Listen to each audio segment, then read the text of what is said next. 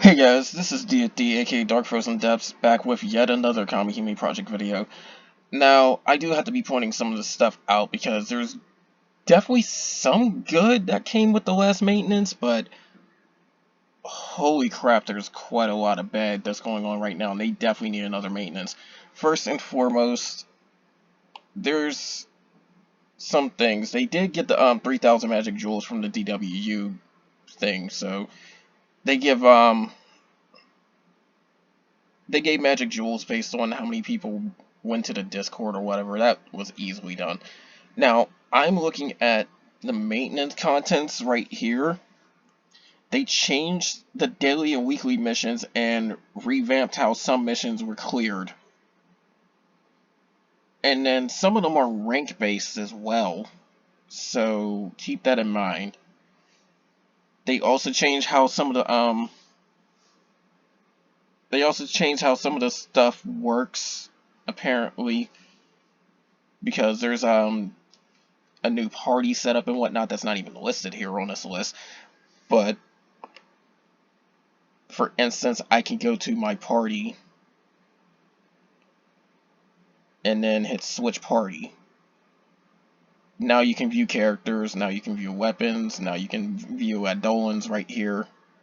You can select presets in order to go at that stuff as well. I did indeed upgrade this Tish Lance too, but anyways, there's that. They did supposedly change some of the animations within the episodes. I don't know how well those play or anything like that. Now, going into a few other things, this is very important because this is a major screw up, and they need to fix this as soon as possible or people are going to get misled. First off, I haven't even used my tower keys because of all the different bugs and issues, and I'm still uncertain if I should use them or not. However, given how many Kamihime I have access to, I could still go through the whole thing and get a lot of them back, as long as I do it before the 18th key pops up. Other people may not be the same case, so unfortunately you may have to power through it or not. Now, getting into what I was going into. Now, first floor or whatever, doesn't seem like anything wrong here. You might indeed find same enemies to fight and whatnot. There might be one, their stats might be the same or whatever. Now, let's go into... Okay, 410 is probably a good example because I know it's bugged. Now, it's got a lot of the same enemies as well. At this point, you probably find mixed enemy setups for all that type of stuff. And there's no way there's 5 of the same enemy. You're already seeing the problem. The data on this has been messed up. I've heard that it has indeed been correct before, but the maintenance might have broke something, which I hate to say is kind of standard for this game at this point. But this is where you would fight Dysnomia every 5 floors, which is basically the tower boss. This is totally wrong. Like, this indeed is totally wrong, and it's just completely messed up. So the thing with that is that this is wrong info. This needs to be fixed. They're probably going to need to do another maintenance on that one. So we'll wait and see on that. But it's not just the battle details that's screwed up. They've also screwed up the mission details as well, because floors 15 and 20 you definitely do have to clear twice. This is correct, where you have to clear 5 people, you have to clear it twice. Now, when I go up to floor 20, that's correct. This isn't. And then there's some missions where yeah, 416, I think. It was 16 or 17. Some of them you have to clear with certain Kamihime types. And those aren't showing. Like, yeah, there's balance. Some of the info is just completely wrong. So, that said, you have to double check and see what's right and what's not right if you're actually going through this. Because The thing that's clearly not correct is the enemy layouts. That's just completely screwed up, and it's going to be misleading because they don't even change how much the stats are. Some have more HP, some have more resistances and whatnot. It's not right because I do believe 415 they had a seriously high resistance. I think I'll have to double check the wiki on that one, but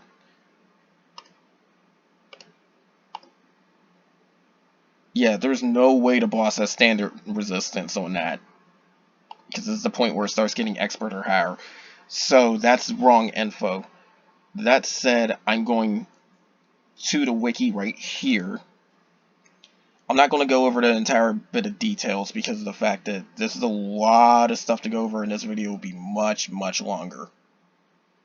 But yeah, as I can see out the gate, enemies will start becoming scrambled and mixed up around floor 2, as early as floor 2.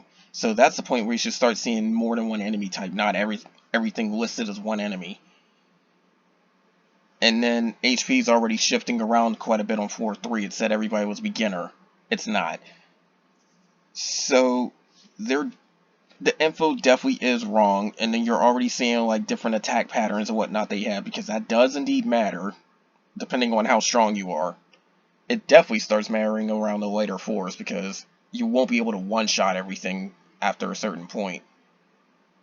Like, no matter how hard you try on 420, you can one-shot the first group, but you will never one-shot the boss. Or vice versa. Because you need to either build up burst gauge, or you need to sit up and just nuke with Medea, and she won't be able to do 17 million on her own, no matter how hard you try.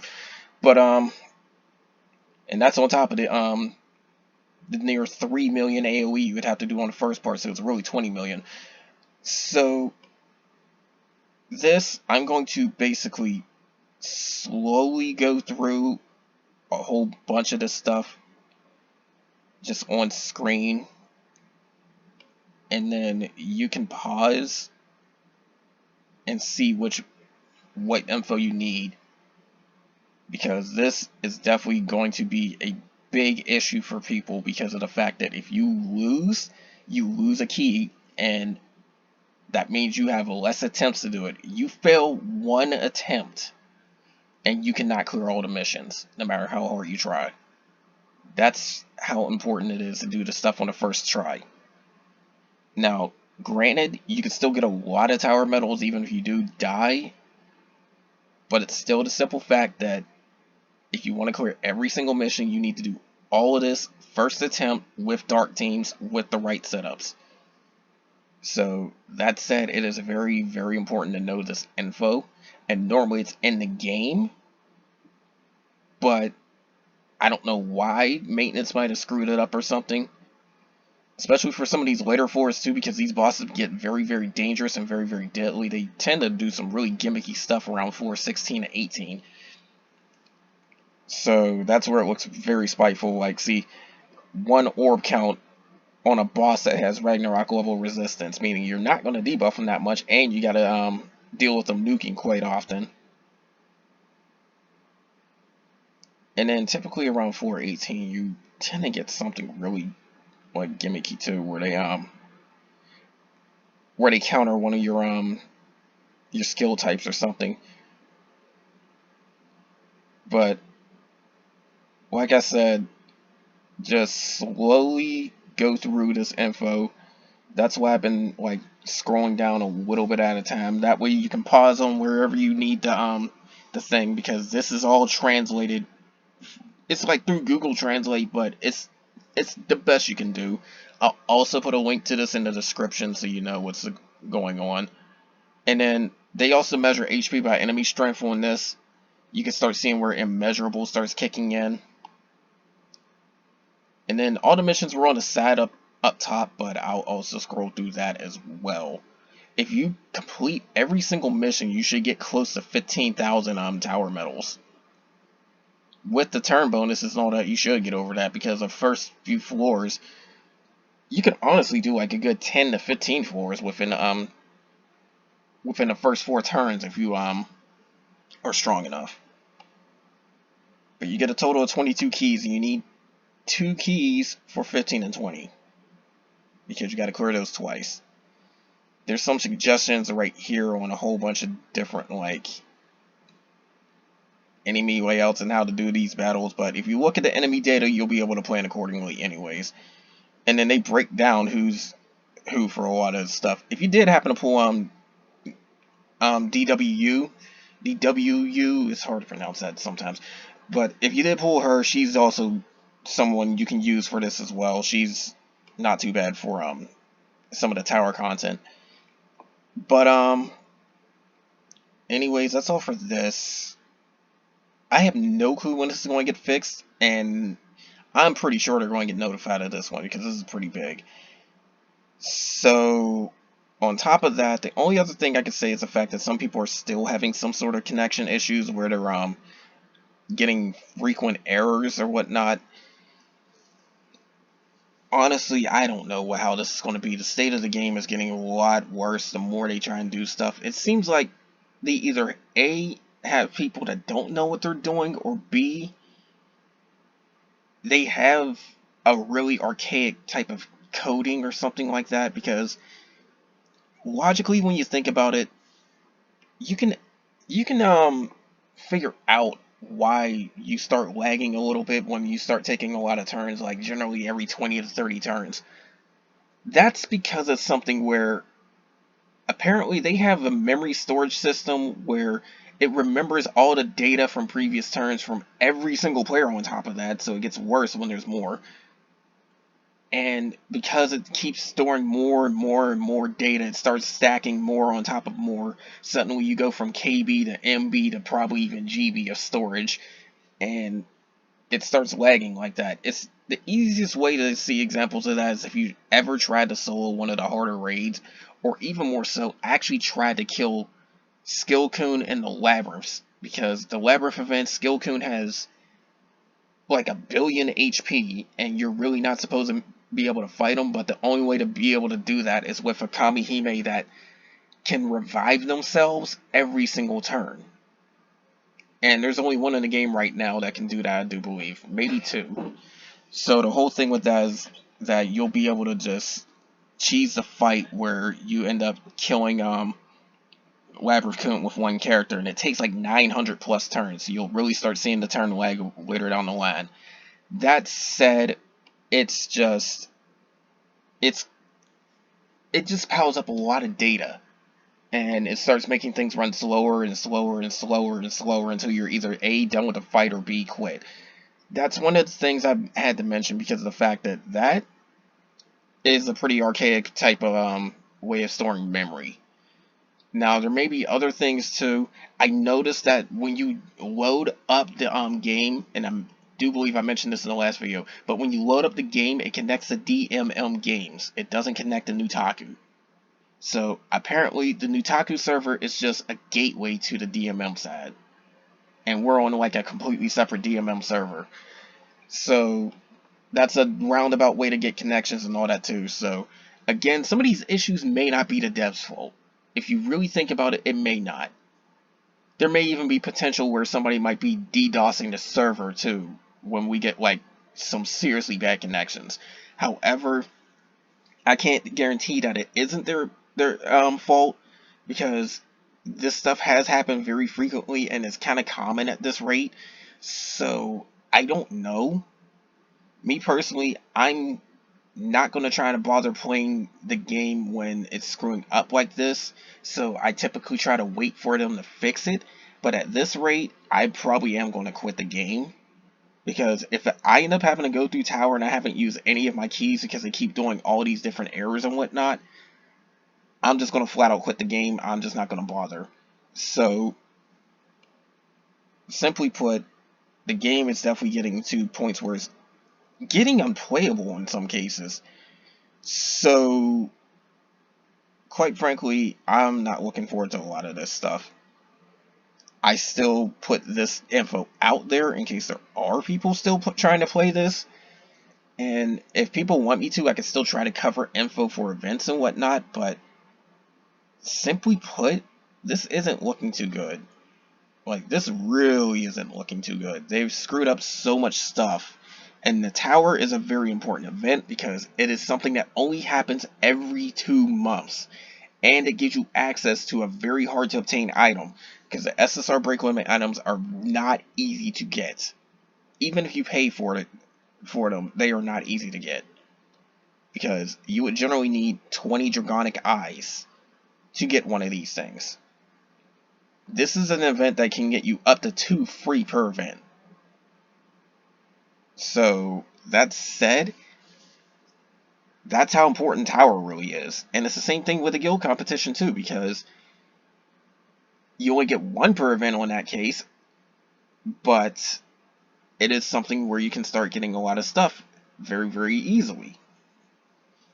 But you would have to have a strong enough team, and even if you have a strong enough team, if the server is screwing up or whatever, then there's not too much you can do.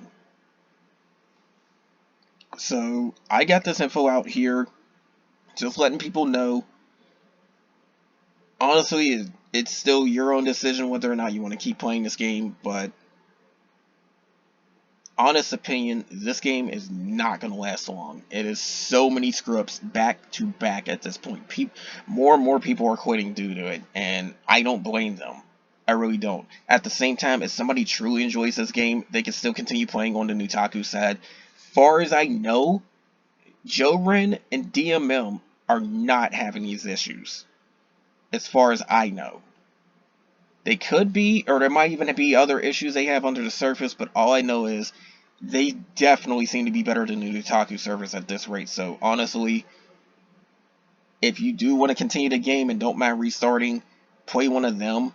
I would prefer you play the Japanese one if you don't mind not seeing everything in your specific language, because they're much further ahead. They have a lot more stuff for newer players to jump right in.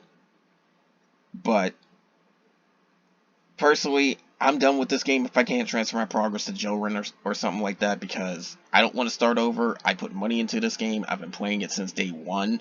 I've been playing it since pre-registered, technically, because of the fact that I did their pre-register gacha. So, quite frankly, I don't want to lose all that progress. This is like over 3 years of progress I've done, guys. And it's been said before that I could have done more progress, but quite frankly, I've got my own playstyle, my own play speed, so it still doesn't change the fact that I'm a day one player that hasn't even quit. So, personally speaking, I think I might be quitting pretty soon, because there's a very good chance they won't let us transfer our data to another server, because Nutaku's weird like that.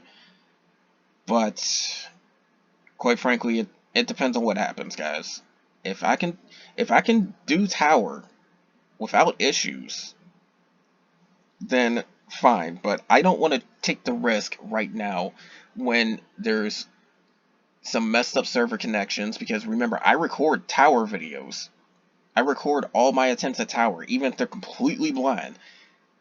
But I record videos of Tower and those get screwed up, and this is stuff you cannot repeat. So it is, if it screws up, that's on camera. And then 2 is the fact that, again, Tower is a really, really big event. It's one of the most important events in Kamihime.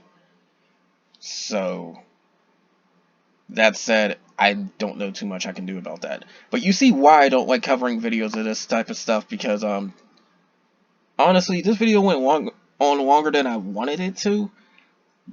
But if I was to break down all this info for Tower, all 20 floors, this video would easily be 2 to 3 times longer. Because this is a lot of info to cover. And some of this does indeed change, because of the fact that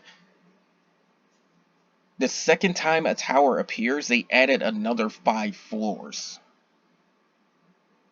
So the first 15 may or may not have changed, but you definitely have new stuff from 16 onward. This is the first time we get floors 16 to 20 for the light tower. And the one for the dark tower doesn't even happen until next year. So at the rate we're going, Nutaku may not even see that. But anyways, again, make your plans on what you're going to do, because of the fact that this isn't looking too good. If you want to keep taking the risk of playing Nutaku, be my guest. If you want to change servers, be my guest. If you want to just flat out quit, again, be my guest. It's all up to you on this one, because one thing that devs never really tend to remember about these type of games, the players are the ones that are most in control. We're the ones feeding them money and keeping the server alive, so they need to realize that. But anyways, that's all for this. More of this will come soon, and take care.